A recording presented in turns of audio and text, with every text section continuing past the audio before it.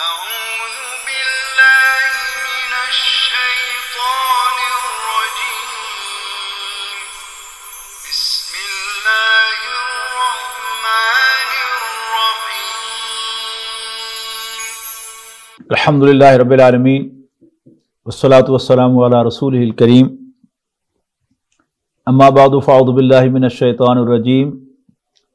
بسم اللہ الرحمن الرحیم. ان ھذا القرآن یہدی للتی ہی اقوم. قرآن مجید میں خود اللہ تعالیٰ نے قرآن مجید کا جو تعارف کروایا ہے وہ یہ ہے کہ ان ھذا القرآن یہدی للتی ہی اقوم. بے شک یہ قرآن وہ راستہ دکھاتا ہے جو سب سے سیدھا ہے، سب سے مضبوط ہے. ایک بڑا اہم سوال ہے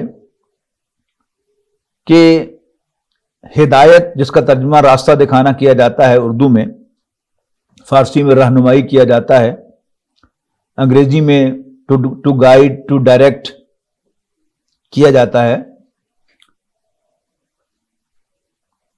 جب ہم اسکول میں پڑھتے تھے تو ہمارے اساتذہ اور ہمارے ایگزامینرز دو طریقوں سے ہمیں جج کیا کرتے تھے کہ ہمیں کوئی لفظ معلوم ہے کہ نہیں ہے، اس کے بارے میں ہم کیا جانتے ہیں. ایک طریقہ تھا الفاظ معنی، اس لفظ کا مطلب بتاؤ، اس لفظ کا مطلب بتاؤ، اس کا مطلب بتاؤ. اور دوسرا کیا جاتا تھا مندرجہ ذیل الفاظ کو جملوں میں استعمال کرو. تو اگر میں آپ سے کہوں کہ رہنمائی کو جملے میں استعمال کریں مجھ سے رہنمائی مانگتے ہوئے، تو آپ مجھے کہیں گے جی ہمیں گائیڈ کیجئے، ہماری رہنمائی فرمائیے، ہمیں راستہ بتائیے. میں آپ کی کوئی مدد نہیں کر سکوں گا، بے شک آپ شاؤٹ کر کے مجھے کریں بتائیے راستہ، لیکن میں آپ کی کوئی مدد نہیں کر سکوں گا جب تک مجھے آپ یہ نہیں بتائیں گے کہ آپ کہاں جانا چاہتے ہیں. آپ پشاور جانا چاہتے ہیں یا کراچی جانا چاہتے ہیں؟ اگر آپ کراچی جانا چاہتے ہیں تو میں آپ کو کراچی کا راستہ بتاؤں گا، اور اگر آپ پشاور جانا چاہتے ہیں تو پشاور کا راستہ بتاؤں گا. یہ تو دونوں اپوزٹ ڈائریکشن میں ہیں. اور ایک ہی شہر کے اندر آپ اگر کسی مشرق کی طرف کا جگہ کا راستہ پوچھنا چاہتے ہیں اور میں آپ کو مغرب کا راستہ بتاؤں، اور آپ شمال کا راستہ پوچھنا چاہتے ہیں میں آپ کو جنوب کا راستہ بتاؤں، تو آپ میری بات بھی سننا پسند نہیں کریں گے کہ آپ کی منزل کے بارے میں آپ کو اطلاع نہیں دے رہا، میں آپ کو انفارمیشن نہیں دے رہا، آپ کو اپنی منزل کی طرف گائیڈ نہیں کر رہا. اس پہلو سے جب ہم قرآن مجید کی طرف دیکھتے ہیں اور اپنی طرف دیکھتے ہیں تو ہمیں بظاہر ایک کنٹراسٹ نظر آتا ہے، ایک تضاد نظر آتا ہے کہ ہم سب بلا شبہ perhaps without any exception ہم دنیا کے طالب ہیں. دنیا ہی ہماری سوچ بچار کا مرکز ہے، ہمارے غور و فکر کا مرکز ہے، ہماری پلاننگ کا مرکز ہے. ہمیں رات کو خواب بھی دنیا ہی کے آتے ہیں. ہم ہاتھ اٹھا کر اللہ تعالیٰ سے دعا بھی مانگتے ہیں تو دنیا ہی کے بارے میں مانگتے ہیں. صحت کی دعا ہے وہ بھی دنیا کی ہے، کسی بچے کے کامیابی کی دعا ہے وہ بھی دنیا کی دعا ہے، کسی بچے کی یا کسی کے شوہر کی جاب کی دعا ہے وہ بھی دنیا کی دعا ہے. ہم دنیا میں اچھا گھر مانگتے ہیں، اچھی سیلری مانگتے ہیں. We want to be affluent, ہم دنیا میں دولت مند بننا چاہتے ہیں. کہ سب دنیا ہی کی دعائیں ہیں جو ہماری سوچ بچار کا مرکز ہے. لیکن اب اگر ہم قرآن مجید کھولتے ہیں تو ہمیں یہ نظر آتا ہے کہ قرآن مجید تو آخرت کا راستہ دکھاتا ہے، وہ تو جنت کا راستہ دکھاتا ہے، تو اللہ تعالیٰ کو راضی کرنے کا راستہ بتاتا ہے. اور وہ ہماری پرسویشن ہی نہیں ہے، وہ ہماری چاہت ہی نہیں ہے، وہ ہماری منزل ہی نہیں ہے، وہ ہمارا گول ہی نہیں ہے. تو اپیرنٹلی تو ایسا معلوم ہوگا کہ قرآن مجید ہمارے لیے ہدایت نہیں ہے. لیکن آپ ذرا گہرائی میں اتر کے دیکھیں کہ دنیا میں ہم کس چیز کے طالب ہیں. جیسے میں نے ابھی آپ کو مثال دی کہ صحت، عافیت، پیسہ، جاب، امتحانات میں پاس ہونا، کوالیفیکیشن، یہ ہماری پرسوٹس ہیں. کسی کی کچھ ہے، کسی کی کچھ ہے. لیکن ایک پرسوٹ، ایک جو خواہش ہے ہم سب کی کامن ہے، وہ کیا ہے کہ میں مرنے سے پہلے ایک گھر بنا لوں اپنا. کیوں؟ اس لیے کہ اگر میں کرائے کے مکان میں رہتا ہوں، جب بھی میرے فون کی گھنٹی بجے گی تو ایک خیال مجھے ضرور آئے گا کہ وہ مالک مکان ہی نہ ہو کہیں مجھے یہ کہنے کے لیے کہ گھر خالی کر دو. یا کال بیل بجے گی میرے دروازے پر تو بھی مجھے یہ خیال آئے گا کہیں مالک مکان ہی نہ ہو یہ کہنے کے لیے کہ گھر خالی کر دو. قرآن مجید ہمیں جس جنت کی طرف بلا رہا ہے، اس جنت کا قرآن مجید کیا انٹروڈکشن دے رہا ہے؟ یعنی جو بنیادی ہمارے قاعدے ہیں، یسرنا القرآن ہے، نورانی قاعدہ ہے، غالباً اس کی تختیوں میں بھی خالدین فیہا ہم فیہا خالدون ہے کہ اس میں ہمیشہ ہمیشہ رہیں گے. تو اللہ تعالیٰ کو ہماری پرسوٹ معلوم ہے، ہماری خواہشات معلوم ہے، اور اللہ تعالیٰ ہماری خواہشات کے مطابق ہمیں گائیڈ کر رہا ہے. اور بھی بہت سی وجوہات ہوتی ہیں جن کی وجہ سے ہم اپنا ایک اور گھر بنانا چاہتے ہیں، یعنی کرائے کا گھر. اسی طرح کوئی سرکاری رہائش گاہ ملی ہوئی ہے کسی ملازم کو، اس کے امپلائر کی طرف سے رہائش پرووائڈ کی گئی ہے، تو اسے معلوم ہے کہ جب جاب ختم ہوگی، میں ریٹائر ہوں گا تو I'll have to vacate the house also، مجھے گھر بھی خالی کرنا پڑے گا. پھر ہم میں سے اکثر لوگ وہ تنگ گلیوں والے محلوں میں رہتے تھے، اور جو بیٹھک تھی گھر کی، فرنٹ جو روم تھا اس کا دروازہ گلی میں کھلتا تھا، اور دو آدمی گلی میں سے گزرتے جا رہے ہوں تو ان کی گفتگو آپ سن سکتے تھے. دیر بھائی آپ کی گفتگو جو ہے وہ گلی میں سے گزرنے والا ہر شخص سن سکتا تھا. تو میاں بیوی تو بیٹھ کر بات کر ہی نہیں سکتے وہاں پر اس بیٹھک کے اندر، اور ہر پھیری والا وہ بھی ڈسٹرب کر رہا ہے. تو آپ نے اس کی بجائے جب اللہ تعالیٰ نے آپ کو وسعت دی تو آپ کالونیز کے اندر آ گئے. کالونی میں اور محلے کے گھر میں کیا فرق تھا کہ کالونی میں یعنی ایک کھلی گلی تھی اور اس پہ ایک گیٹ لگا ہوا تھا، گیٹ کے اندر ایک خالی جگہ تھی، فرنٹ یارڈ تھا، پھر برآمدہ تھا، اور اس کے بعد پھر کمرے شروع ہوتے تھے. یعنی ایک پرائیویسی کا احساس تھا. اور اوپر سے چھتیں بھی ملی ہوئی نہیں تھی، کم سے کم ایک طرف سے کھلی تھی، اس کو کھڑکیاں کھلتی تھیں، جبکہ وہ محلوں کے مکانات میں کھڑکیاں کوئی نہیں ہوتی تھی. بڑا کوئی تیر مارا کسی نے کہ فرنٹ پہ ایک آدھ کھڑکی ہو گئی، باقی نہ سائڈ پہ کوئی کھڑکی نہ پیچھے کوئی کھڑکی. پھر اللہ تعالیٰ نے اور پیسے دیے تو آپ ذرا یعنی 7 مرلے کے مکان سے یا 10 مرلے کے مکان سے آپ 1 کنال کے مکان میں آ گئے. اس میں کیا خاص بات تھی؟ اس میں آگے بھی خالی جگہ تھی اور کچھ گھاس اگائی ہوئی تھی آپ نے، اور پھر پیچھے بھی خالی جگہ تھی، اور دونوں طرف تنگ پیسج صحیح پیسج تھا. اللہ نے آپ کو اور وسعت دی تو آپ جو ہے وہ 4 کنال کے گھر میں آ گئے. 4 کنال کے گھر میں کیا ہے؟ آگے بھی باغیچہ ہے، پیچھے بھی باغیچہ ہے، دائیں بھی باغیچہ ہے، بائیں بھی باغیچہ ہے. اور اللہ تعالیٰ نے آپ کو اور وسعت دی، آپ نے اور بڑا گھر لے لیا، اور وہاں پانی کا بھی کوئی بندوبست کیا. کوئی جھیل بنا لی گھر میں، کوئی چھوٹی سی نہر چلا لی گھر میں، یا اور نہیں تو آپ سی سائڈ پر چلے گئے، سمندر کے کنارے چلے گئے، نہر کے کنارے چلے گئے، یا دریا کے کنارے چلے گئے. اب آئیے قرآن مجید میں. قرآن مجید میں جنت کا کیا تعارف ہے؟ جنت کہتے ہیں باغ کو. مثلا سورۃ صف میں فرمایا گیا کہ یغفر لکم ذنوبکم، اگر تم اللہ اور اس کے رسول پر ایمان رکھو گے اور اللہ کے راستے میں اپنے مالوں اور جانوں سے جہاد کرو گے تو یہ تمہارے لیے بہتر ہوگا اگر تم سمجھو. یغفر لکم ذنوبکم، اللہ تمہارے گناہوں کو بخش دے گا. وَيُدْخِلْكُمْ جَنَّاتٍ تَجْرِي مِن تَحْتِهَا الْأَنْهَارُ، اور تمہیں ایسے باغات میں داخل کرے گا جن کے نیچے نہریں بہتی ہوں گی. وَمَسَاكِنَ طَيِّبَةً فِي جَنَّاتِ عَدْنٍ، اور ہمیشہ ہمیش کے باغات کے اندر رہنے کے عمدہ مسکن ہوں گے، ریزیڈینشل اپارٹمنٹس ہوں گے. ذَلِكَ الْفَوْزُ الْعَظِيمُ، یہ ہے بڑی کامیابی. تو جنت کا نقشہ کیا ہے؟ یعنی وہی جو ہم اس دنیا میں گھر کی فکر، اور پھر گھر، بہتر سے بہتر گھر، اور وہ بہتر گھر کیا ہے؟ ان سب خواہشات کو آپ جمع کریں کہ جو ہر شخص کر رہا ہے.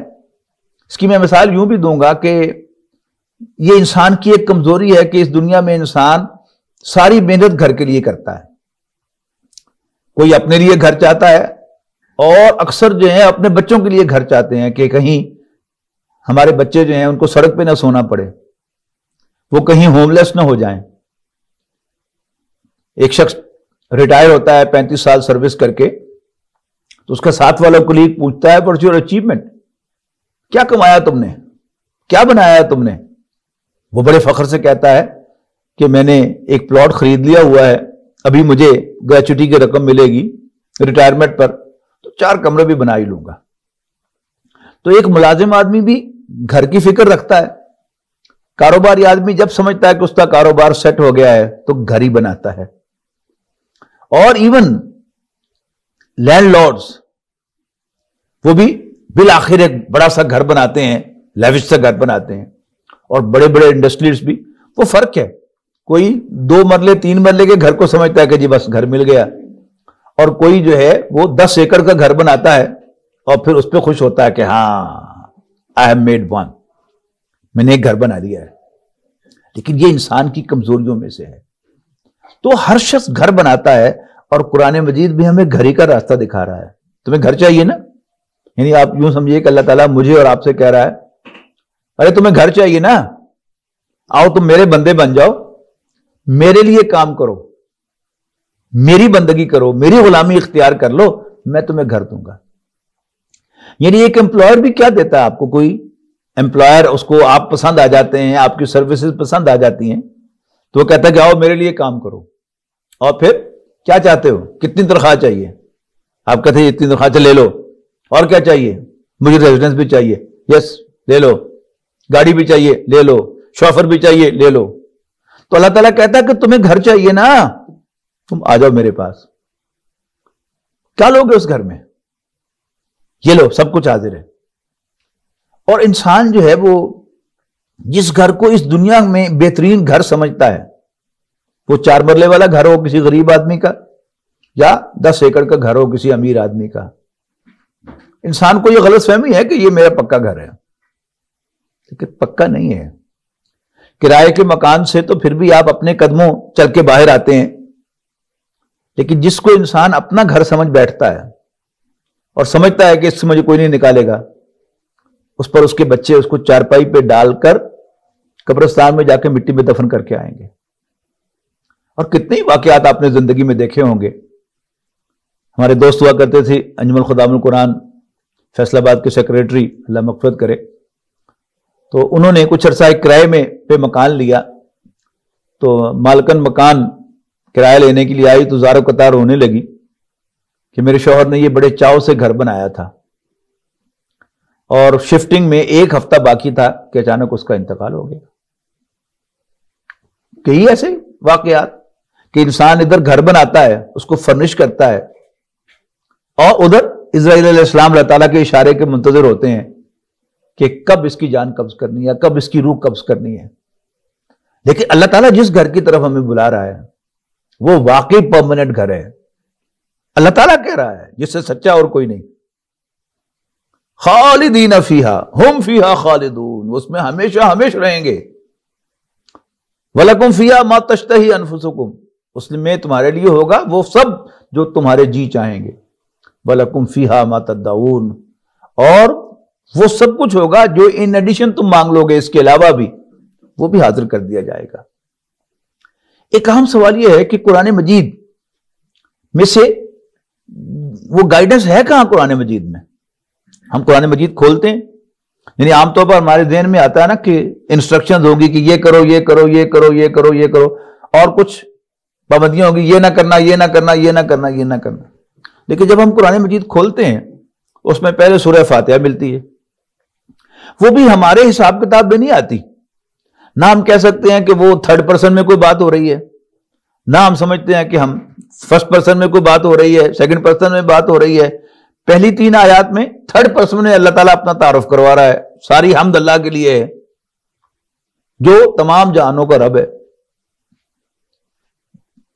رحمان ہے، رحیم ہے، بدلے کے دن کا مالک ہے. اور ایک دم حاضر کے صیغے میں ڈائریکٹ ایڈریس شروع ہو جاتا ہے، ایاک نعبد و ایاک نستعین. یہ بھی نہیں کہا کہ انسان یہ کہتے ہیں کہ تو ہمارا رب ہے، ہم تیرے بندے ہیں، تیری بندگی کرتے ہیں، تجھ سے مدد مانگتے ہیں. ڈائریکٹلی آ گیا. یعنی عام جن کتابوں سے ہم واقف ہیں ان میں اس طرح کی ڈسکرپشن نہیں ہوتی. اور پھر اس کے بعد پھر اہدنا الصراط المستقیم صراط الذین انعمت علیہم غیر المغضوب علیہم ولا الضالین. پھر آگے چلتے ہیں تو پھر اس میں کیا ہے کہ یہ کتاب ہے جس کا انتظار تھا، یہ وہی کتاب ہے، لا ریب فیہ، اس میں کوئی شک نہیں. ھدی للمتقین، یہ اللہ سے ڈرنے والوں کے لیے ہدایت ہے. کون ہے اللہ سے ڈرنے والے؟ الذین یؤمنون بالغیب، جو غیب پر ایمان رکھتے ہیں. یعنی پھر متقین کی تعریف کی جا رہی ہے، لیکن مجھ سے کچھ نہیں کہا جا رہا کہ تم ایسا کرو تم ایسا نہ کرو. تو یہ کیسی کتاب ہے؟ اس کا دوسرا تعارف کیا ہے؟ کتاب. اب کتاب کو لے لیں. جن کتابوں سے ہم واقف ہیں ان میں سے کوئی کتاب اس طرح کی کتاب نہیں ہے. مثال کے طور پر ہم ٹیکسٹ بک سے واقف ہیں. ٹیکسٹ بک میں کیا ہوتا ہے؟ اس میں چیپٹرز ہوتے ہیں، باب ہوتے ہیں، پہلا باب، دوسرا باب، تیسرا باب، چوتھا باب. جو بات پہلے باب میں بیان ہو جائے، جو بات پہلے باب میں بیان ہو جائے، اس کا اگلے اسباق میں، اگلے ابواب میں حوالہ تو آ سکتا ہے کہ وہ جو بات پہلے باب میں آئی تھی، لیکن دوبارہ بیان نہیں ہوتی. لیکن قرآن مجید کیسی عجیب کتاب ہے کہ اس میں ایک ایک واقعہ بار بار آتا ہے، ایک ایک بات بار بار کہی جاتی ہے. تو یہ کچھ اور شے ہے. کہنے کو کتاب ہے لیکن اس کا تعارف کیا ہے کہ یہ ہدایت ہے. ٹھیک ہے نا. پھر ہم ناول سے واقف ہیں، یہ ناول بھی نہیں ہے. ہم فکشن سے واقف ہیں تو کہیں کہیں شک پڑتا ہے کہ یہ فکشن ہے، لیکن فکشن بھی نہیں ہے، نہ افسانہ بھی نہیں ہے. پھر اس میں تاریخی واقعات بھی بیان ہوئے ہیں تو معلوم ہوتا ہے تاریخ کی کتاب ہے، لیکن تاریخ کا ایک آرڈر ہوتا ہے. تاریخ کی کتاب میں پہلے سن 1201 کی بات ہوگی، اور پھر 1495 کی بات ہوگی، اور پھر 2021 کی بات ہوگی. لیکن یہاں تو کوئی ترتیب نہیں ہے، تو یہ تاریخ کی کتاب بھی نہیں ہے. پھر اس میں بے شمار کہانیاں ہیں، قصے ہیں. لیکن عجیب بات کیا ہے کہ سوائے ایک قصے کے، حضرت یوسف علیہ السلام کا قصہ، کوئی قصہ قصے کے فارمیٹ میں نہیں ہے. ٹھیک ہے نا. کبھی اس کا ایک حصہ بیان ہو گیا، کبھی دوسرا بیان ہو گیا، کبھی تیسرا بیان ہو گیا، کبھی چوتھا بیان ہو گیا، اور کبھی دوبارہ پھر دوسری ترتیب کے ساتھ بیان ہو گیا. تو اس کی ترتیب جو ہے وہ گائیڈنس اورینٹڈ ہے. اس کا مقصد راستہ دکھانا ہے. ایک اور اہم بات یہ ہے کہ شاید آپ کو بات ذرا عجیب سی لگے گی کہ قرآن مجید کتاب ہدایت ہے، لیکن اس کی ہدایت جو ہے یہ اس کی تفسیر میں نہیں ہے. اس کی کتاب، اس کی ہدایت قرآن مجید پر لکھے والے مقالات میں نہیں ہے. ان سب سے آپ کو انفارمیشن مل سکتی ہے، آپ کو معلومات مل سکتی ہیں، لیکن ہدایت ایک غیر محسوس شے ہے کہ جب ہدایت اللہ تعالیٰ انسان کو دیتا ہے تو انسان کا رخ جو ہے، وہ جو ہم نے تعریف کی تھا نا، ڈائریکشن ہدایت کی، تو انسان کا رخ جو ہے وہ غیر ذاتی طور پر جو ہے وہ صحیح چلنے لگتا ہے جب انسان قرآن مجید سے ہدایت اخذ کرنے کے لیے نکلتا ہے یا قرآن مجید کو ہدایت کے لیے کھولتا ہے. اس کا طریقہ کیا ہے؟ اس کا طریقہ یہ ہے کہ قرآن مجید میں اللہ تعالیٰ نے اپنی ہدایت جو ہے وہ اس کی تلاوت کے اندر رکھی ہے. یعنی ایک ہے تلاوت سے ثواب حاصل کرنا، یہ اس کا بائی پروڈکٹ ہے. قرآن مجید تلاوت کے لیے نازل نہیں ہوا، ہدایت کے لیے نازل ہوا ہے، لیکن اس ہدایت تک پہنچنے کا ذریعہ جو ہے وہ قرآن مجید کی تلاوت ہے. اور وہ تلاوت سلیکٹو سٹڈی نہیں، سلیکٹو تلاوت نہیں. وہ تلاوت کیا ہے؟ آپ الحمدللہ رب العالمین سے شروع کریں اور والناس تک چلے جائیں، پھر الحمدللہ سے شروع کریں والناس تک چلے جائیں، پھر الحمدللہ سے شروع کریں اور والناس تک چلے جائیں. آپ کا مقصد ہدایت ہو. اور اس کے لیے ظاہر ہے کہ اگر آپ تھوڑی سی عربی پڑھ لیں، خاص طور پر ہم پاکستانی لوگ تو بڑے خوش قسمت ہیں کہ ہماری اپنی زبان اردو میں اور ایون پنجابی میں 70% الفاظ جو ہیں وہ عربی کے ہیں. صرف تھوڑا سا ہمیں طریقہ آ جائے کہ ہم ان کو واپس عربی میں کیسے لے کے جا سکتے ہیں تو ہمیں قرآن مجید کی بہت سی وکیبلری جو ہے وہ آلریڈی ہمیں معلوم ہے، ذخیرہ الفاظ ہمارے پاس ہے. تو وہ جو انسان کا مقصد ہدایت ہو اور وہ تلاوت کرے، اور جو میرے ہم عمر لوگ ہیں یا مجھ سے کچھ چھوٹے یا بڑے ہیں انہیں یاد ہوگا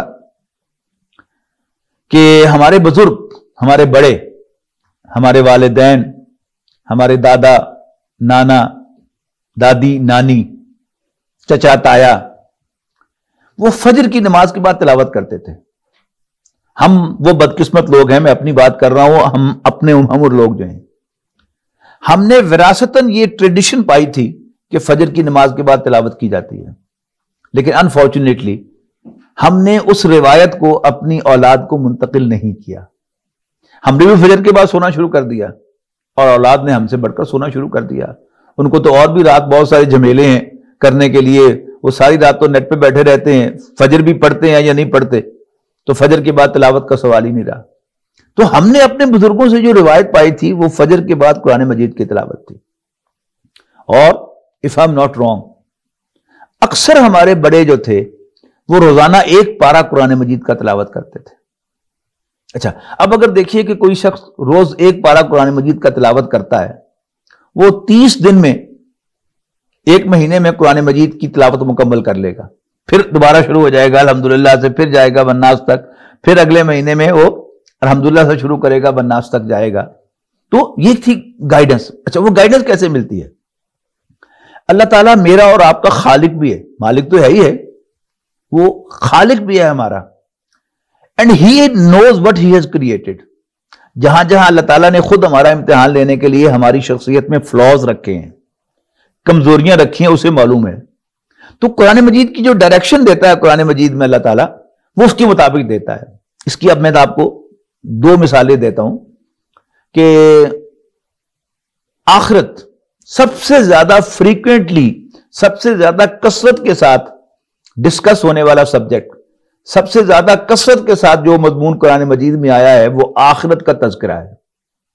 میں نہیں سمجھتا کہ آپ قرآن مجید کا کوئی نسخہ کہیں سے کھولیں اور اوپر سے لے کے نیچے تک پڑھیں کہ آپ کو وہاں پر آخرت کا ذکر نہ ہو. ضرور ملے گا، یعنی اگر ڈائریکٹلی نہیں ملے گا تو انڈائریکٹلی ملے گا، بالواسطہ ملے گا، کہ اس میں ہوگا کہ اللہ تعالیٰ سب کچھ دیکھ رہا ہے، جو کچھ بھی تم کر رہے ہو اللہ تعالیٰ اس کو جانتا ہے، اور اللہ تعالیٰ علیم ہے، جاننے والا ہے، خبیر ہے، خبردار ہے، بصیر ہے، دیکھنے والا ہے. اس کو صرف آپ میر انفارمیشن نہ سمجھیں کہ یہ بس کوئی اطلاع دے رہا ہے اللہ تعالیٰ. اس کی میں مثال دیا کرتا ہوں کہ 6ٹھی جماعت میں ایک سکول میں کچھ عرصہ پڑھا، تو ہمارے جو انچارج ہوا کرتے تھے وہ حاضری لیتے ہوئے کلاس میں رول نمبر 8، رول نمبر 9، پھر بیچ میں کہہ دیتے تھے یوں اینک کے اوپر سے دیکھ کے میں تک لیتا ہے، یعنی میں نے دیکھ لیا ہے. تمہیں کسی طالب علم نے کوئی شرارت کی تو اس کو بس بتا دیتے میں نے دیکھ لیا ہے. تو وہ کوئی انفارمیشن نہیں ہوتی تھی، اطلاع کہ میں نے دیکھ لیا ہے. اس کا مطلب کیا ہوتا تھا کہ میں نے تمہاری حرکت دیکھ لی ہے اور ابھی میں رول کال سے، حاضری سے فارغ ہوتا ہوں، پھر تمہاری خبر لیتا ہوں. تو اللہ تعالیٰ جو بار بار کہتا ہے کہ میں دیکھ رہا ہوں، سب معلوم ہے مجھے، تو یہ بھی کیا ہے؟ وارننگ ہے کہ میں تم سے پوچھوں گا. اس کی ایک اور بڑی زبردست مثال میں آپ کو دیتا ہوں کہ ایک قصہ ہے، ایک واقعہ ہے جسے ہم قصہ آدم و ابلیس کہتے ہیں. کہ اللہ تعالیٰ نے حضرت آدم علیہ السلام کو بنایا اور فرشتوں سے کہا کہ تم سجدہ کرو. سب نے سجدہ کیا سوائے ابلیس کے. اس نے سجدہ کرنے سے انکار کر دیا، اور سورۃ آراف میں جو اس کی ڈسکرپشن ہے کہ اللہ تعالیٰ نے اس کی جواب طلبی کی کہ اے ابلیس ما منعک اللہ تسجد اذا امرتک، تجھے کس چیز نے روکا آدم کو سجدہ کرنے سے جبکہ میں نے تمہیں حکم دیا تھا، میں تیرا رب ہوں. تو شیطان نے کیا جواب دیا؟ انا خیر منہ، میں اس سے بہتر ہوں. خلقتنی من نار وخلقتہ من طین، تو نے مجھے آگ سے پیدا کیا اور اسے مٹی سے پیدا کیا. مطلب کیا تھا؟ آج کی زبان میں اگر کہا جائے کہ تو نے مجھے آگ سے پیدا کیا، آگ is from the world of energy, so I am from the world of energy and he is just material, مٹی سے بنا ہے. تو اللہ تعالیٰ نے اسے کہا کہ دفع ہو جاؤ. اسے کہا جی مجھے اجازت دے دیں کہ میں اپنا پوائنٹ ثابت کر سکوں کہ انسان اس مقام کا اہل نہیں ہے جو تو نے اس کو دیا ہے. اللہ تعالیٰ نے کہا جاؤ تمہیں اجازت دی جاتی ہے. اور پھر اس نے کہا، اللہ تعالیٰ نے کہا اجازت دی جاتی ہے، اس نے کہا کہ جی میں اب جس کو عزت دینے کے تو نے مجھے راستے سے ہٹا دیا ہے، اب میں بھی اس کو ذلیل کرنے کے لیے، اس کو گمراہ کرنے کے لیے تیرے سیدھے راستے پر، تیرے صراط مستقیم پر، اور اس صراط مستقیم قرآن مجید ہے، سیدھا راستہ، اس پر مورچہ بندی کروں گا، اور پھر میں ان پر حملہ آور ہوں گا، ان کے سامنے سے، ان کے پیچھے سے، ان کے دائیں سے اور ان کے بائیں سے۔ وَلَا تَجِدُ أَكْثَرَهُمْ شَاكِرِينَ، اور اللہ تو ان میں سے اکثر کو شکر گزار نہیں پائے گا۔ سمجھ رہے بات ہم؟ اور یہی وجہ ہے کہ قرآن مجید میں نبی اکرم صلی اللہ علیہ وسلم کو حکم دیا گیا کہ اذا قرأت القرآن فاستعذ باللہ من الشیطان الرجیم، اے نبی جب بھی تم قرآن پڑھو تو شیطان مردود سے اللہ تعالیٰ کی حفاظت میں ضرور آ جایا کرو، ٹھیک ہے نا؟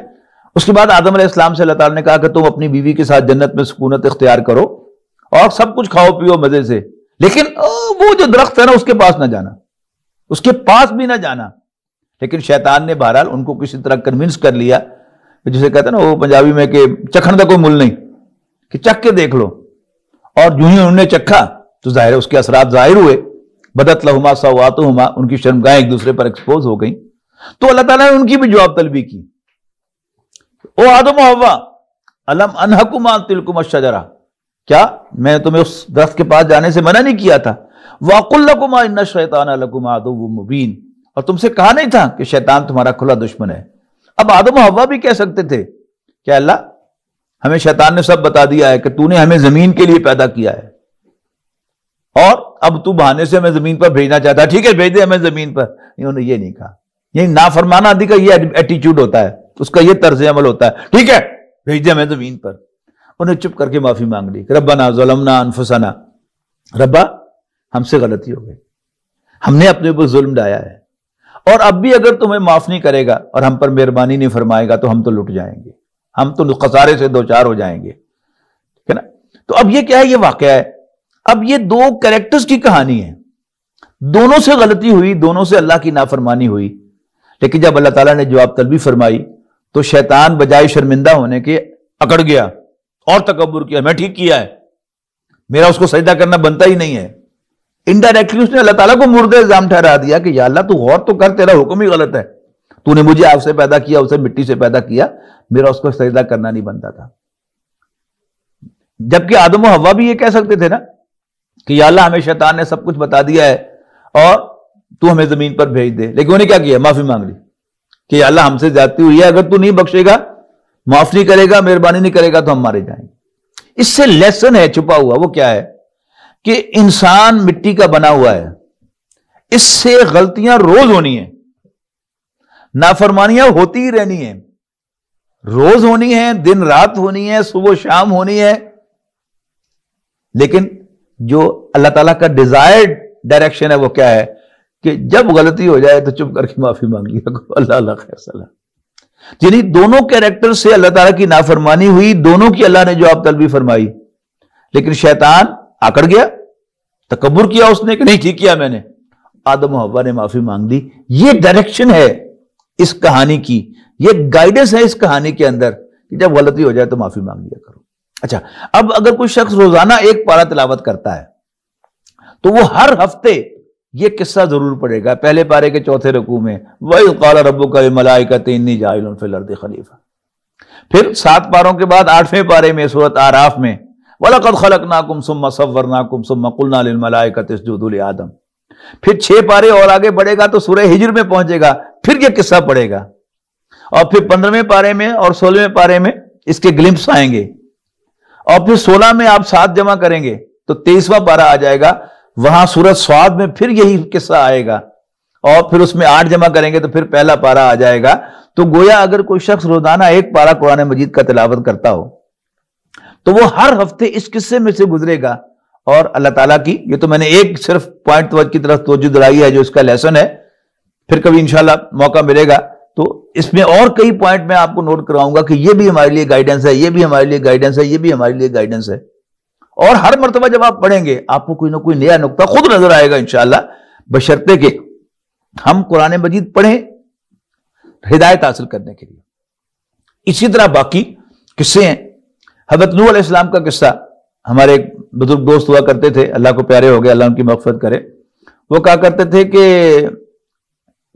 ہمیں دین کی دعوت میں بہت زیادہ لوگوں کے پیچھے نہیں بھاگنا چاہیے. جو نہ سننا چاہے بات اس کے پیچھے نہیں بھاگنا چاہیے. دین کی انسلٹ ہے. وہ الفاظ استعمال کیا کرتے ہیں کہ دین مطلوب ہے، طالب نہیں ہے. لیکن یہ بات آپ کے ذہن میں ہو اور آپ حضرت نوح علیہ السلام کا واقعہ قرآن مجید میں پڑھیں، ان کی فریاد دیکھیں سورہ نوح میں، ربی انی دعوت قومی لیلا و نہارا فلم یزدہم دعائی الا فرارا. ربا میں نے اپنی قوم کو پکارا صبح اور شام، دن اور رات، لیکن فلم یزدہم دعائی الا فرارا، میرے پکارنے سے ان کے فرار میں اضافہ ہوا، اور دور بھاگے اور دور بھاگے اور دور بھاگے. اس کے باوجود حضرت نوح علیہ السلام 950 سال تک تبلیغ کرتے رہے، دعوت دیتے رہے. تو معلوم ہو گیا، کریکشن ہو گئی، ہدایت آ گئی کہ اس کا کوئی اینڈ نہیں ہے. خواہ کوئی بات سنے یا نہ سنے، مانے یا نہ مانے، رسپونڈ کرے یا نہ کرے، you have to keep on calling ہم. آپ نے اس کو دعوت دیتے رہنا ہے، دعوت دیتے رہنا ہے، بلاتے رہنا ہے اللہ کی طرف. اللہ جانے اور اس کا کام جانے، جس کی قسمت میں ہدایت ہوگی وہ مل جائے گی. تو یہ ہدایت ہے. اسی طرح حضرت نوح علیہ السلام کے قصے میں ایک بڑی عجیب بات آئی ہے کہ ان کی قوم کے سرداروں نے کہا، بلکہ پہلے ایک اور گائیڈنس بتا دوں کہ سورہ اعراف میں یہ بات بہت نمایاں ہو کر آئی ہے. یہ انبیاء کرام کے جو قصے ہیں، رسولوں کے قصے، حضرت نوح، حضرت ہود، حضرت صالح، حضرت لوط، حضرت شعیب، حضرت موسیٰ، یعنی ان کو انبیاء الرسل کہتے ہیں. یہ سورۃ اعراف میں، سورۃ ہود میں، سورۃ الشعراء میں اور دوسری کئی صورتوں کے اندر یہ آئے ہیں. لیکن ان تینوں صورتوں میں خاص طور پر تقریباً ایک رکوع یا ایک سے زائد یا تھوڑا سا کم وہ ہر نبی کے، ہر رسول کے بارے میں آتا ہے. سورہ اعراف میں بڑی خاص بات کہی گئی ہے کہ ہر پیغمبر نے قوم کو پکارا، یا قوم، اے میری قوم. لیکن اس پر اعتراض قوم نے نہیں اٹھایا، اس کو رسپونڈ قوم نے نہیں کیا، بلکہ سرداروں نے کیا. قال الملأ الذین کفروا، اور نواں پارہ جو شروع ہوتا ہے وہ بھی انہی الفاظ سے ہوتا ہے نا، قال الملأ الذین نستکبروا من قومہ، ان کی قوم میں سے متکبروں کو سردار کہنے لگے. تو یہ بھی کیا ایک گائیڈنس ہے کہ جب آپ حق بات لوگوں کے سامنے رکھیں گے، اگر وہ بات حق ہے تو لوگ اس کو اپریشیٹ کریں گے کہ ہاں یہ بات تو ٹھیک ہے. لیکن اس سے پہلے کہ لوگ اس کو پازیٹیولی رسپونڈ کریں، اس پر مثبت جواب دیں، مثبت رد عمل ظاہر کریں، سردار جو ہے وہ بیچ میں آئیں گے، اسے کہا مت ماری اس کی، اب پاگل ہے، الٹی باتیں کر رہا ہے، یہ کیا بات ہوئی. کسی کوئی کہے گا جادوگر ہے، کوئی کہے گا جھوٹا ہے. یعنی سردار بیچ میں آئیں گے، اس لیے کہ ان کی سرداری جو ہے ان کو اپنے خطرے میں محسوس ہوگی کہ ہو اگر یہ بات، یہ شخص جو ہے، لوگ اس کی بات سننے لگیں گے، پھر ہماری کون سنے گا. یہ بھی کیا ہے ایک بڑا نقطہ ہے رہنمائی کا، ہدایت کا، کہ جب آپ دین کی دعوت کے لیے آئیں گے تو آپ پر اعتراضات کی بوچھاڑ ہوگی، آپ پر آبجیکشن ریز کیے جائیں گے، کنسرن ظاہر کیے جائیں گے، آپ کو جھوٹا کہا جائے گا، آپ کو پاگل کہا جائے گا، اور اس کے بڑے طریقے ہیں. یعنی اس کی میں مثال دیتا ہوں کہ میں فیصل آباد میں دین کا کوئی کام کر رہا ہوں اللہ تعالیٰ کی توفیق سے. جب کوئی اور شخص یہاں پر مجھ سے بہتر درس دینے والا آئے گا اور لوگ اس کی طرف متوجہ ہوں گے، اور جو لوگ مجھے سنتے ہیں وہ جسے کہیں گے میری بھیڑیں ہیں، تو مجھے خطرہ ہوگا کہ میری بڑے بھیڑیں جو ہیں وہ کہیں دوسرے گلے میں نہ چلی جائیں. تو میرے جو معتقد ہیں مجھ سے آ کے پوچھیں گے کہ وہ فلاں صاحب جو درس دیتے ہیں ان کے بارے میں کیا رائے ہے. اگر میرے دل میں خوف خدا ہوگا تو پھر تو میں گائیڈ کروں گا کہ نہیں، یو مسٹ لسن ٹو ہم، آپ ان کی بات بھی سنیں، اچھا درس دیتے ہیں، مجھ سے بہتر درس دیتے ہیں. لیکن اگر میرے اندر خوف خدا نہیں ہوگا تو پھر میں کیسے رسپونڈ کروں گا کہ پاگل ہے، ایسے مت ماری اس کی، ہمیں الٹی سیدھی آنکتا رہتا ہے، یا اشارہ کر دوں گا کہ اس کے دماغ کے پیچ ٹھیلے ہیں. تو یہ کیا ہے، یعنی صورت آپ آئے دعوت دینے کے لیے اور آپ پر اس طرح کے اعتراض آئے. لیکن اب جب آپ قرآن مجید پڑھیں گے کہ ہر پیغمبر کو پاگل کہا گیا، تو پھر یہی آپ کے پاؤں زمین پر لگیں گے کہ نہیں ایسا ہی ہوتا ہے. اور کسی بھی پریشانی میں جب آپ کو یہ پتا چلتا ہے کہ نہیں ایسا ہی ہوتا ہے تو آپ کی پریشانی عادی ہو جاتی ہے. وہ جو غالب نے کہا تھا کہ قید حیات و بند غم اصل میں دونوں ایک ہیں، موت سے پہلے آدمی غم سے نجات پائے کیوں کہ انسان جو ہے وہ بڑا پریشان ہوتا ہے، غمگین ہوتا ہے، لیکن جب وہ دیکھتا ہے کہ یہ تو ساروں کا یہی حال ہے، ٹھیک ہے نا. پریشانی کے عالم میں وہ میں نوجوانوں سے کہا کرتا ہوں، وہ کوئی نوجوان ہو جس کے 4-5 ماہ ہوئے ہوں شادی کو اور اکھڑا اکھڑا سا نظر آئے تو آپ اس سے کہیں کہ ہاں بھائی گھر میں بہو ساس کی رونق لگی ہوئی ہے نا، کوئی گھبرانا نہیں اس سے، ہم سب نے یہ دیکھا ہوا ہے. تو وہ سمجھتا کہ اچھا ایسے ہی ہوتا ہے. تو پھر اس کا غم جو ہے تکلیف، وہ بیچارہ بڑا پریشان اکھڑا اکھڑا پھر رہا تھا، تو وہ طبیعت ٹھیک ہو جاتی ہے اس کی کہ اچھا چلو ایسا ہی ہوتا ہے تو پھر کوئی بات نہیں۔ تو قید حیات اور بندے غم اصل میں دونوں ایک ہیں۔ تو انسان دعوت کے لیے آئے میدان میں اور اس پر جو بڑے بڑے لیڈر ہیں، بڑے بڑے چودھری ہیں، وہ اعتراض داغ رہے ہوں، تو پھر قرآن مجید پڑھے گا تو اس کو پتہ چلے گا کہ نہیں نہیں ایسا ہی ہوتا ہے، نتھنگ ٹو وری، پریشان ہونے کی کوئی بات نہیں ہے۔ اسی طرح آپ ایک دو چیزوں کو فرق کریں دونوں چیزوں میں۔ ایک ہے واز، جب آپ واز کہیں گے تو most often it will be appreciated, یعنی اکثر و بیشتر اس کی تعریف کی جائے گی۔ آپ واز کہیں گے، آپ اچھے بولنے والے ہیں، اچھا واز کرنے والے ہیں، کہ جس مسجد میں آپ کا واز ہوگا تو وہاں ٹریفک بند ہو جائے گی، بلاک ہو جائے گی، اور مسجد ساری بھری ہوئی ہوگی، اور لوگ دور دور سے آ رہے ہوں گے۔ یہ کیا ہے؟ یہ واز ہے۔ اس کے مقابلے میں نہی عن المنکر وہ چیز ہے۔ واز میں کیا ہوتا ہے کہ آپ ہوا میں کہتے ہیں کہ بھئی ناپ تول میں کمی نہ کیا کرو، بھئی ملاوٹ نہ کیا کرو، دھوکہ نہ دیا کرو، جھوٹ نہ بولا کرو، تو بہت سے لوگ جو ہیں وہ سر ہلا رہے ہوں گے، آنکھوں میں آنسو ان کے آ رہے ہوں گے، اور بڑے مزے لے رہے ہوں گے۔ اس کے مقابلے میں نہی عن المنکر یہ کیا چیز ہے؟ اس کو سمجھ لیں کہ ایک ہے آپ نے کہا صرف واز کے طور پر کہ بھئی جھوٹ نہ بولا کرو، اور ملاوٹ نہ کیا کرو، اور ناپ تول میں کمی نہ کیا کرو۔ آپ کے علم میں آئے کہ آپ کے ساتھ والی فیکٹری میں 2 نمبری ہوتی ہے، وہاں کپڑا بنایا جاتا ہے، اس پر میڈ ان جاپان لکھا جاتا ہے۔ آپ اس فیکٹری میں جائیں، آپ کے دوست ہیں، پڑوسی ہیں، بڑے اچھے تعلقات ہیں، آپ وہاں جائیں سن کے کہے اللہ خدا کے لیے یہ حرکت نہ کرو، یہ کام نہ کرو، تو کہے گا مولوی صاحب کیا تمہاری نمازیں تمہیں یہ کہتی ہیں تم ہمارے معاملات میں دخل دو؟ یہ قرآن مجید کے الفاظ ہیں۔ الصلاۃکم تامرکم ان نترک ما نفعل فی اموالنا، اسی طرح کے الفاظ ہیں، مجھے بھول رہے ہیں، کہ کیا ہے شعیب، حضرت شعیب علیہ السلام نے کہا تھا نا کہ ناپ تول میں کمی نہ کرو، تو کہا تھا او شعیب کیا تمہاری نمازیں تمہیں یہ کہتی ہیں کہ ہم اپنے مالوں میں من مانی کرنا چھوڑ دیں؟ ٹھیک ہے نا، ہمارے مال ہیں، وہ پنجابی میں کہیں گے تم ہم لگنا ہے تھا، who are you to interfere؟ تم کون ہمارے معاملات میں دخل میں؟ ہمارا مال ہے، ہم سرخ کریں، سیاہ کریں، سفید کریں، آپ کو تو اس میں دخل دینے کا کوئی حق حاصل نہیں ہے۔ آئندہ آئے ہوئے تو ٹانگیں توڑ دیں گے ہماری۔ آپ بڑے اچھے انداز میں گئے تھے کہ بڑا اچھا دوست ہے، میں اس کو جا کے کہتا ہوں کہ نہیں یہ کام نہ کرے، لیکن جب وہ ایک دم آپ کے ساتھ اس لہجے میں بولے گا اور اس طرح آپ کو ٹریٹ کرے گا تو آپ ایک دم پریشان ہو جائیں گے۔ لیکن اگلی صبح جب آپ قرآن مجید پڑھ رہے ہوں گے اور اس میں حضرت شعیب علیہ السلام کا تذکرہ پڑھ رہے ہوں گے تو پھر آپ کہیں گے کہیں ٹھیک ہوا، میرے ساتھ جو ہوا ایسے ہی ہوا کرتا ہے، ٹھیک ہے نا۔ اسی طرح حضرت لوط علیہ السلام کا واقعہ کہ حضرت لوط علیہ السلام نے اپنی قوم کو بے حیائی کے کام سے روکا۔ فرض کیجئے آپ کے علاقے میں کوئی نائٹ کلب بن گیا، کوئی فحاشی کا اڈا کھل گیا، تو آپ اس کے خلاف کھڑے ہوتے ہیں اور یہ سمجھتے ہیں کہ شاید میں کھڑا ہوں گا تو باقی لوگ بھی میرا ساتھ دیں گے، اس لیے کہ میں پورے علاقے کی بہو بیٹیوں کی عزت کی حفاظت کے لیے کھڑا ہوا ہوں، لیکن ایسا ہوگا نہیں۔ کیا کہیں گے لوگ؟ یہ حضرت لوط علیہ السلام کے واقعے میں آپ کو ملے گا کہ انہوں نے کہا کہ اخرجوہم من قریتکم انہم اناس یتطہرون، ان کو اپنی بستی سے باہر نکالو، یہ بڑے حاجی بنے پھرتے ہیں، بڑے پاک باز بنے پھرتے ہیں۔ جب آپ کے ساتھ ایسا ہوگا اور پھر اگلے روز آپ قرآن مجید پڑھیں گے تو پھر آپ کو اندازہ ہوگا کہ او یس یہ تو میرے لیے ہدایت کی بات ہے، ایسا ہی ہوا کرتا ہے۔ تو یہ سب چیزیں جو ہیں یہ بالکل زمینی حقائق ہیں۔ اسی طرح حضرت یوسف علیہ السلام کا قصہ جو ہے اس میں ہدایت کی بے شمار باتیں ہیں۔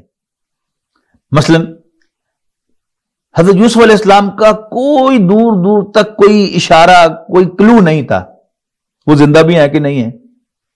اور جب بنیامین کو بھی پکڑ لیا، ان کے بھائی کو بھی، یوسف علیہ السلام نے اپنے بھائی کو بھی پکڑ لیا اور واپس باقی بھائیوں نے جا کے بتایا کہ جی اس نے چوری کی ہے اور ایسا ہوا ہے، تو حضرت یعقوب علیہ السلام اور زیادہ غمگین ہوئے اور جا کے رونے لگے یاد کر کے یوسف علیہ السلام کو، اور پھر انہوں نے بیٹوں سے کہا کہ یا بنی یذهبوا وتحسسوا من یوسف واخیہ، بیٹو پترو جاؤ یوسف اور اس کے بھائی کو تلاش کرو، دیکھنا ولا تیأسوا من روح اللہ، اللہ تعالیٰ کی رحمت سے مایوس نہ ہونا، اس لیے کہ اللہ تعالیٰ کی رحمت سے تو پھر صرف کافر ہی مایوس ہوا کرتے ہیں، گمراہ لوگ ہی مایوس ہوا کرتے ہیں۔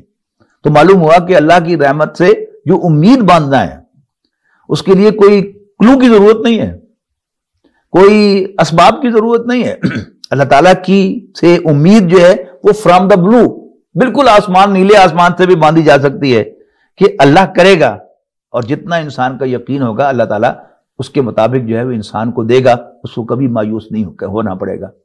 پھر اسی واقعے کے اندر اس کی شروع میں بڑی زبردست رہنمائی ہے کہ حضرت یعقوب علیہ السلام کے 12 بیٹے تھے، کچھ بڑی بیوی سے تھے اور کچھ چھوٹی بیوی سے تھے۔ چھوٹی بیوی سے تھے حضرت یوسف علیہ السلام اور ان کے بھائی بنیامین۔ یہ ذہن میں رکھیے گا کہ عام طور پر ہم جب کوئی کہانی پڑھتے ہیں یا کوئی مووی دیکھتے ہیں تو بالکل آغاز میں یہ فیصلہ کر لیتے ہیں کہ یہ ہیرو ہے اور یہ ولن ہے، اور ہماری ساری ہمدردیاں ہیرو کے ساتھ ہو جاتی ہیں اور ہمارا سارا غم و غصہ جو ہے وہ ولن کے لیے ہو جاتا ہے۔ اور اس میں تو خواتین ڈرامے دیکھتے ہوئے، مووی دیکھتے ہوئے رو بھی رہی ہوتی ہیں، باقاعدہ دعائیں بھی کر رہی ہوتی ہیں ہیرو کے لیے اور گالیاں بھی دے رہی ہوتی ہیں ولن کو۔ اگر ہم قرآن مجید کی کہانیوں میں بھی یہ انداز اختیار کریں گے تو پھر ہمیں ہدایت نہیں ملے گی۔ یاد رکھیے گا، اگر فیملی بیک گراؤنڈ کوئی چیز ہے، خاندانی جو بیک گراؤنڈ ہے وہ کوئی چیز ہے، تو پھر ان 12 بھائیوں سے بہتر فیملی بیک گراؤنڈ کا حامل نوع انسانی میں کوئی پیدا نہیں ہوا۔ حضرت یوسف علیہ السلام اور ان کے 11 بھائی، ذرا سوچی تو صحیح، ان کا باپ اللہ کا نبی ہے حضرت یعقوب علیہ السلام، ان کے دادا اللہ کے نبی ہیں حضرت اسحاق علیہ السلام، اور ان کے پردادا کے تو کیا ہی کہنے ہیں، رب العالمین بھی انہیں سلیوٹ پیش کرتا ہے، سلام علی ابراہیم۔ ان سے بہتر نہیں ہو سکتا کوئی۔ لیکن دی بیسٹ آف دی لاٹ کا حال کیا ہے کہ وہ جب سر جوڑ کے بیٹھے 10 بھائی تو انہیں کیا کہا، یوسف و اخوہ احب الینا منا، کہ یوسف اور اس کا بھائی ابا جان کو ہم سے زیادہ پیارے ہیں۔ یعنی وہ کنسرن کہ جب بھی جس گھر میں سوتیلا پن ہوگا اور اس میں ایک گھرانے کے بچے جب سر جوڑ کے بیٹھیں گے تو وہ یہ ضرور شیئر کریں گے ایک دوسرے کے ساتھ، اپنا تاثر کا اظہار کریں کہ ابا جی کی توجہ ادھر زیادہ ہے۔ اب جب وہ سر کے جوڑ کے بیٹھیں گے وہ کہیں گے کہ ابا جی کی توجہ ادھر زیادہ ہے، تو اس بٹ نیچرل۔ تو یہ ایک ہدایت مل گئی کہ ایسا ہوتا ہی ہے، اس سے پریشان ہونے کی ضرورت نہیں ہے۔ اور پھر اگر ان میں سے کوئی جوشیلے مزاج کا ہو، کوئی ہوک ہو، تو وہ یہ نیک مشورہ بھی ضرور دے گا، کیا خیال ہے گاٹا لائی نہ دئیے، ماری نہ دے ان کو ہم۔ یہی وہاں بھی ہوا۔ اور ان میں سے جو ماڈریٹ تھا اس نے بھی یہ کہا لا تقتلوا یوسف، یوسف کو قتل نہ کرو، بھائی آفٹر آل ہمارا۔ لیکن اس پر وہ بھی اگری کر گیا کہ اس کو کسی گہرے کنویں میں پھینک دو تاکہ کوئی اس کو نکال کے لے جائے اور ہماری جان چھوٹ جائے۔ یہ بھی گائیڈنس ہے۔ اور پھر یہ کہ حضرت یوسف علیہ السلام کے واقعے میں ایک اور بڑی اہم ہدایت ہے۔ وہ کیا ہے کہ قرآن مجید میں سورۃ آل عمران میں ایک آیت آئی ہے، بڑی اہم آیات میں سے قرآن مجید کی، جس میں فرمایا زُيِّنَ لِلنَّاسِ حُبُّ الشَّهَوَاتِ مِنَ النِّسَاءِ وَالْبَنِينَ وَالْقَنَاطِيرِ الْمُقَنطَرَةِ مِنَ الذَّهَبِ وَالْفِضَّةِ وَالْخَيْلِ الْمُسَوَّمَةِ وَالْأَنْعَامِ وَالْحَرْثِ، کہ لوگوں کے لیے پرکشش بنائی گئی ہیں ان کی خواہشات کی محبتیں جو انہیں لاحق ہیں، عورتوں سے، بیٹوں سے، اور سونے اور چاندی کے ڈھیروں یعنی دولت سے، اور عمدہ نسل کے گھوڑوں سے، اور مویشیوں اور کھیتیوں سے۔ اب چونکہ مقابلے میں عورتیں ہیں تو یہاں ترجمہ کروں گا میں کہ مردوں کے لیے پرکشش بنائی گئی ہیں، اور ہر مرد جو اپنے گریبان میں جھانک کے دیکھ لے کہ کیا اس کی 99% انوالنٹری موومنٹ، غیر ارادی حرکتیں جو ہیں وہ کیا عورت کے پرسوٹ میں نہیں ہوتی، عورت کے پیچھے نہیں ہوتی، اور جو اس کی کانشیس موومنٹ ہیں، ارادی سوچی سمجھی حرکتیں ہیں، وہ کیا 95% اپنے بیٹوں کے لیے نہیں ہوتی۔ تو یہ پہلی 2 چیزیں ہیں اس آیت کے اندر۔